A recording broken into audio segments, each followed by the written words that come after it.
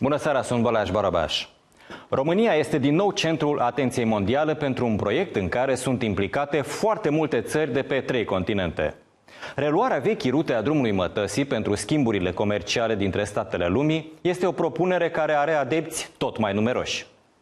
Poziția geografică și geopolitică pe care o avem ne transformă în cea mai favorizată țară, un fel de buricul pământului, la care toată lumea privește cu o oarecare invidie.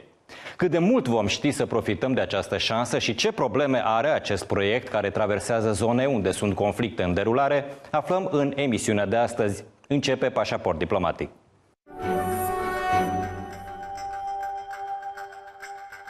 Drumul Mătăsii nu mai are nevoie de niciun fel de prezentare. Noul drum al Mătăsii însă, da. O rută comercială de succes în vechime poate să devină din nou importantă pentru economia mondială. Deși toată lumea are nevoie de bani și, în teorie, nimeni nu refuză o astfel de inițiativă, conflictele din Orientul Mijlociu și noua relație pe care Europa o are cu Rusia întârzie proiectul.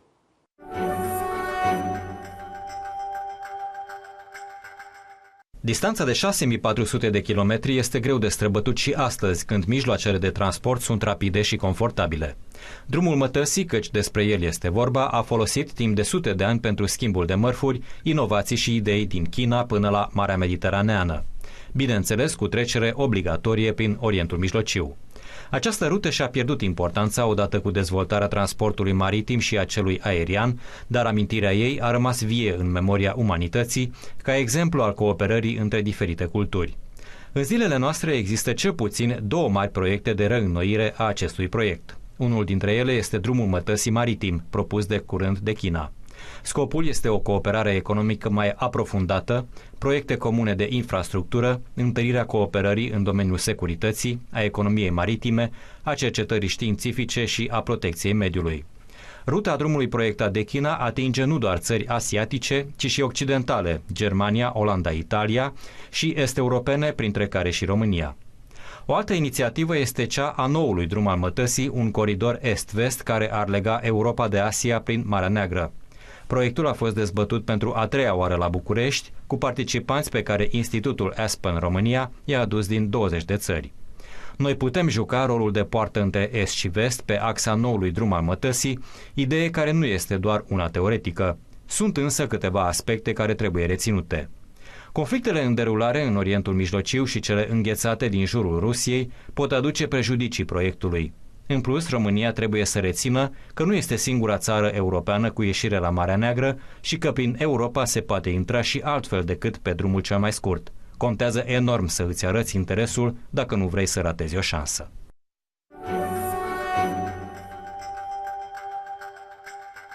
Institutul Aspen a organizat la București pentru a 3-a oară un eveniment de amploare despre rolul important pe care România îl are în proiectul Noul Drum al Mătăsii, iar invitații au fost pe măsura proiectului.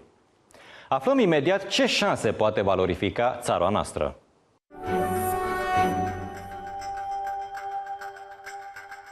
Marea Neagră este una dintre cele mai importante zone pentru strategia pe care Statele Unite ale Americii vor să o dezvolte în această parte a lumii. De stabilitate de aici depinde echilibrul unei regiuni mult mai vaste, pentru că se pot coordona acțiuni în țări cu un grad redus de dezvoltare. In a sense, the United States is not ready to deal with the Middle East. Certainly the United States is not really ready to deal with Ukraine.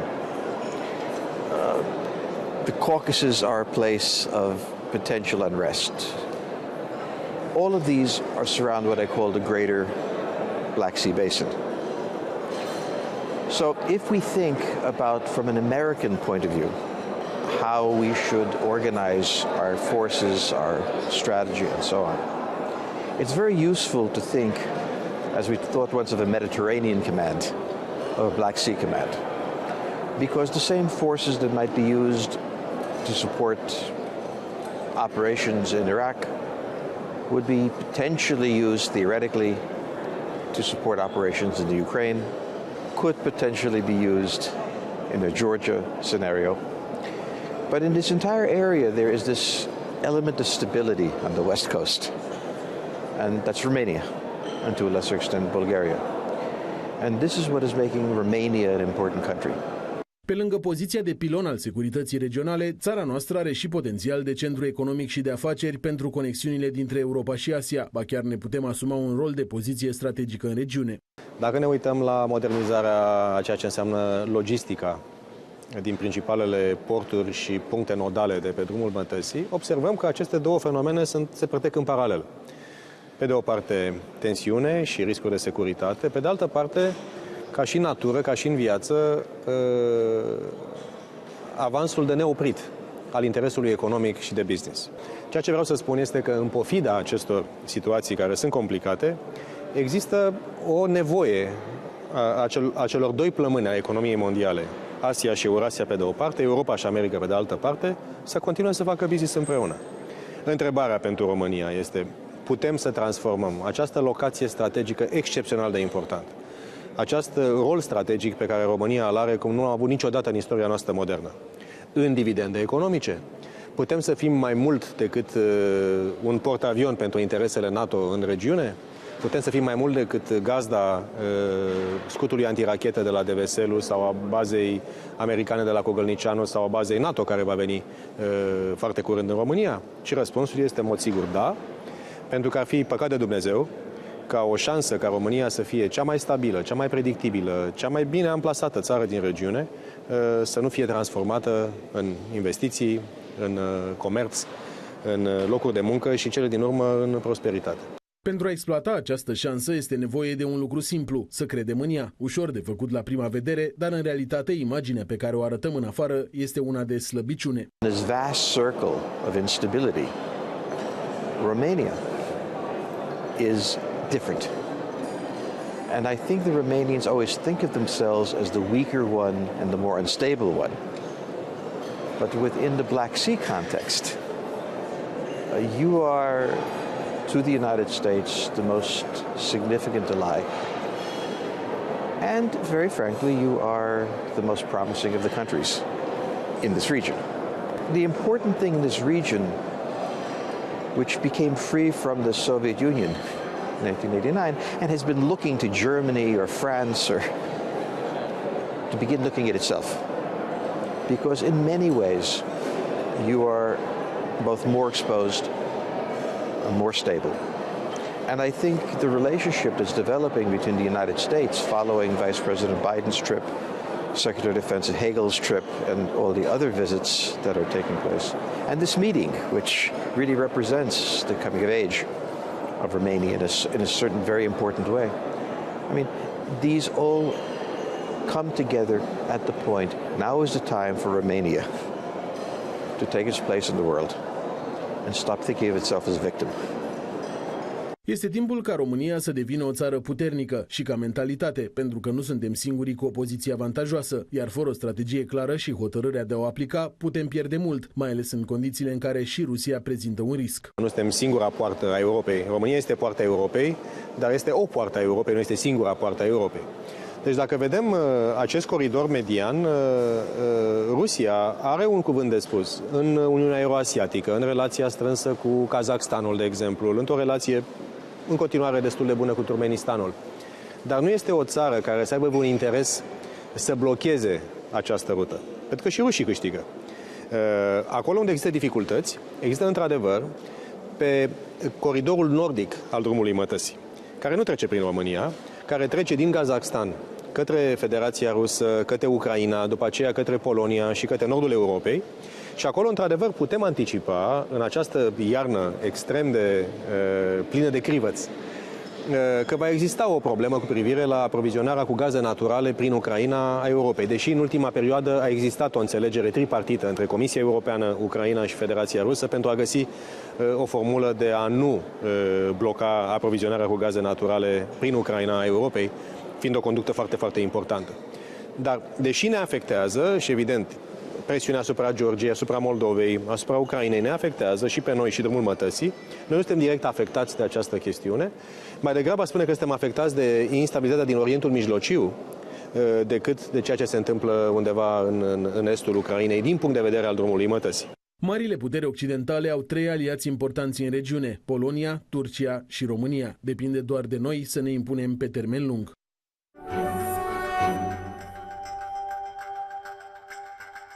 Există și păreri mai puțin favorabile acestui proiect.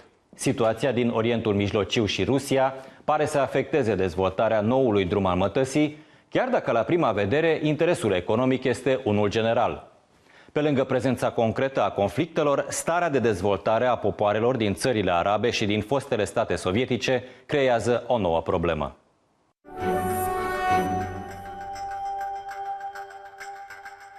Un proiect internațional de anvergură presupune bună înțelegere între țările participante, iar pacea este o condiție obligatorie. Noul drum al Mătăsii are multe rute. Două dintre ele, de altfel și cele mai importante, trec prin țări ai căror lideri nu prezintă încredere, zone în care sunt conflicte deschise sau sunt conduse de regimuri autoritare cu reguli stricte. Can we say that there is one specific reason for which the whole Middle East is in turmoil? Let's say the revolutions have, of course, triggered, let's say, something new. So everything is moving, and the direction to which this is moving is not clear yet. So we all hoped, of course, in 2011 that would bring, let's say, European democracies in the continent. But I think many people have underestimated kind of feelings, victimization feelings.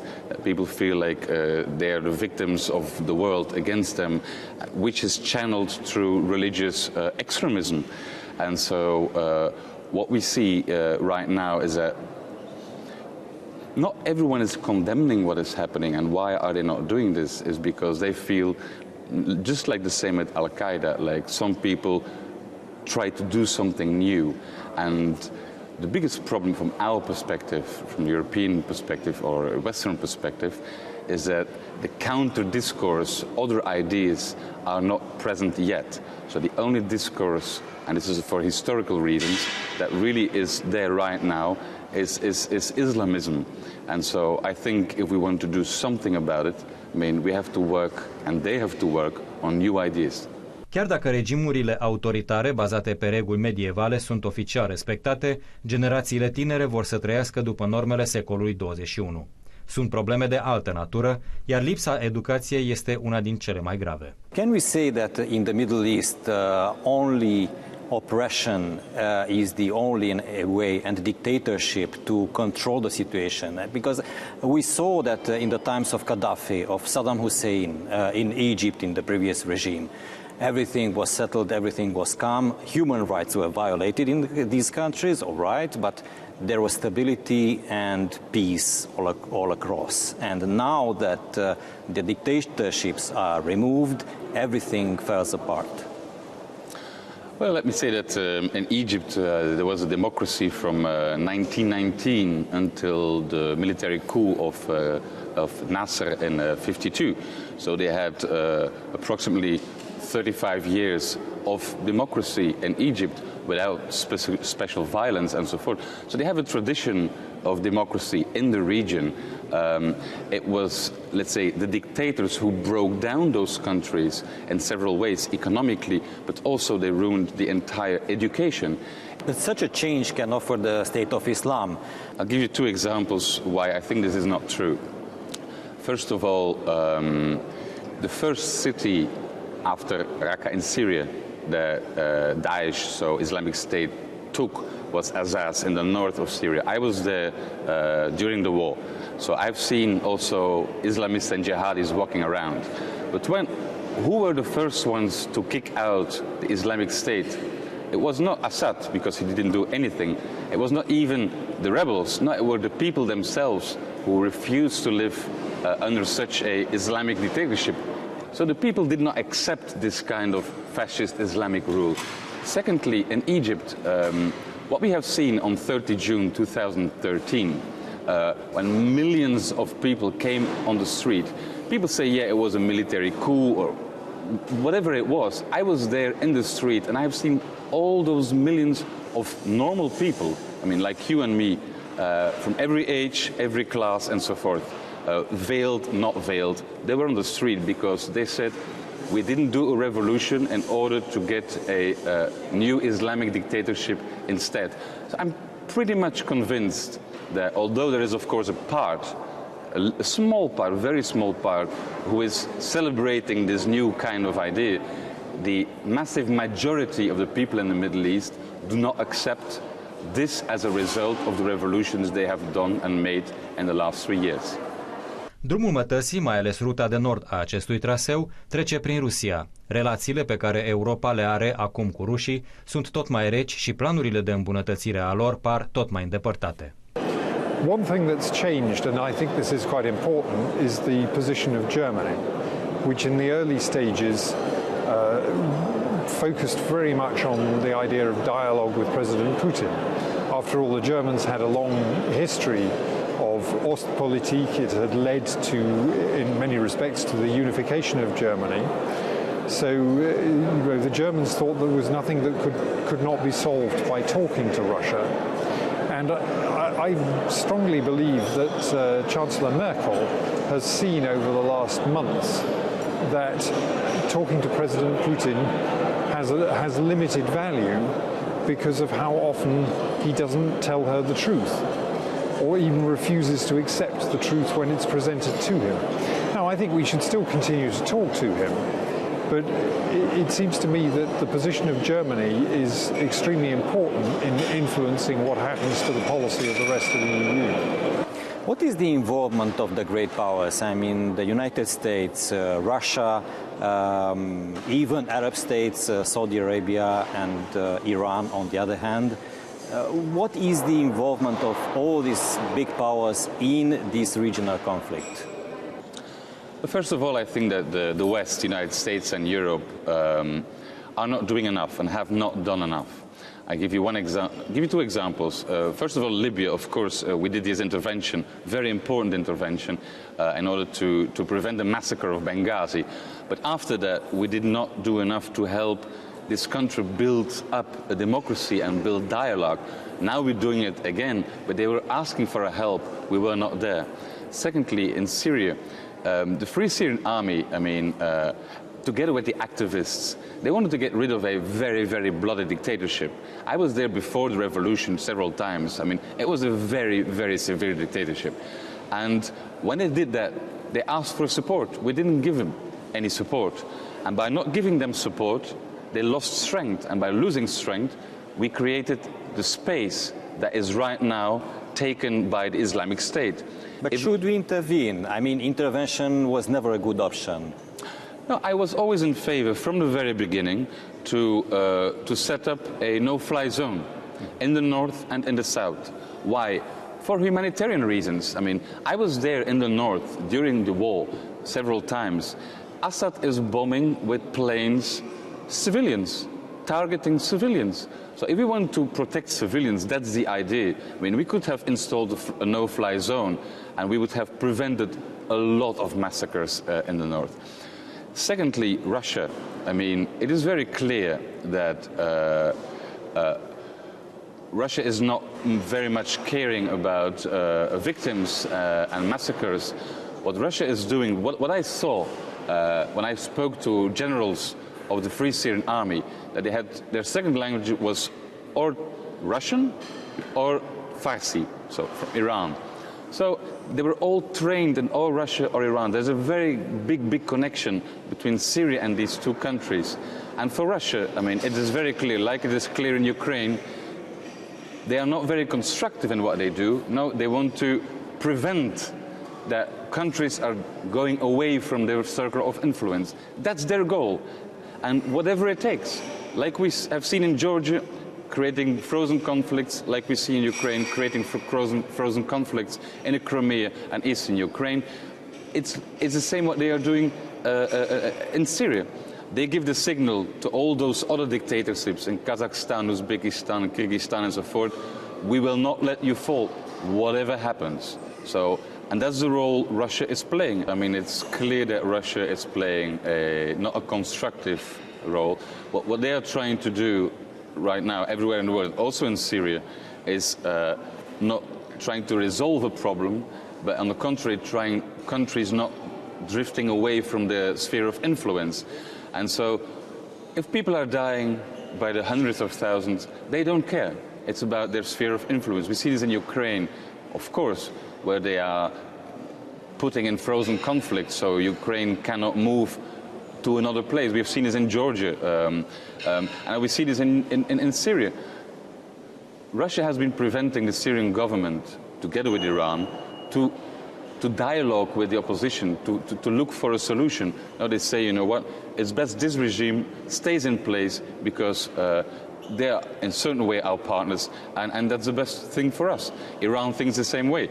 So, and also what Russia is doing is signaling by not letting Assad fall, saying to all the other dictators in the Russian sphere of influence, Kazakhstan, Uzbekistan, Kyrgyzstan and so forth, saying, you know what, I mean, whatever happens, how many people are killed or not, we will not let you fall. And I think this is Russia's strategy. You were talking about then the big Arab countries or regional, of course. Because we are not really much involved, we have no new ideas, we don't know what to do with the region. I mean, it is indeed mainly the Gulf countries who are stepping in. I'll give you one example. The European Union as such gives to Egypt on a yearly basis more or less 200 million euros on budget support and support for civil society and so forth.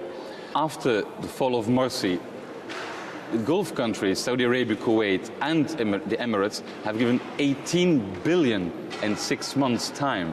So 200 million versus 18 billion. Who are you going to listen to? People do not see any involvement of Europe in their countries. I mean, we have to think about what are we good in? So what can we help with in these countries? I give you one example. Education, as I said, in these countries, certainly in Egypt, is a complete disaster. We are very good in education. It's one of our big things. So why not exporting in some way education to there? I mean, it is going directly to the people. It's benefiting them in the short term, and it's also creating, let's say, people who are grateful to us and who are going to learn what our values are. So if we are creative, we don't have to invest 18 billion. No, we can invest in more specific things. România, membra Uniunii Europene, care are o istorie specială cu țările arabe și asiatice, are un rol mai important decât orice alt stat european când vine vorba despre echilibrarea valorilor dintre culturi atât de diferite. I think the importance of countries like Romania, I mean, who have like an other regional perspective than the country where I come from, Belgium. I mean, I think this is very important that these countries are looking around the circle they have and how they can make connections that other countries have not or have in a less amount. So the connections that countries like Romania can make to other regions, indeed to Asia, is crucially important. And that's why I think that this kind of conferences give the ideas and even the instruments to do this. The vast majority of the people, I mean, they do not want this turmoil. They want trade, they want jobs, they want a stable life, they want a future for their children. So they are looking forward to more kinds of cooperation. So, we have to look at this conflict, but also beyond this conflict, because what is creating the current instability is not too much connection, no, it's not enough connection. These people don't feel connected enough to, let's say, the Western world, to other parts of the world, and this lack of connection makes them look only inwards, and looking inwards creates and breeds extremism. So we have to connect all these people more, and that's why I'm convinced that also from this perspective, from Romania, from Bucharest, I mean, it is the ideal place to start with this kind of connections through these cities and countries that are closer to here than they are, for example, to London, Paris, or to Scandinavia. I'm pessimistic about the chances for this project. The differences between the countries along the so-called New Silk Road are enormous, and the interests of the external players, whether that's China, the US, the EU, are very different. And the country which is hardly being mentioned here at the moment is Russia. And we know from Russia's own Eurasian project that it has a very different conception of the development of this region from the one which we're discussing here today. So there are a lot of problems in the way of developing the new Silk Road idea. Indiferent de părerile mai puțin bune și problemele geopolitice, noul drum al mătăsii își continuă dezvoltarea pentru că o economie internațională puternică interesează pe toată lumea, fără diferență. Iar România trebuie să se stabilizeze ca putere regională ca să nu rateze o șansă unică.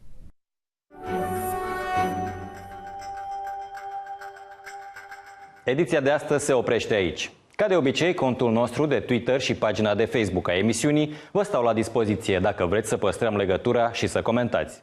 Ne revedem sâmbătă de la 22:30 cu noi subiecte în care diplomații joacă cel mai important rol. La revedere!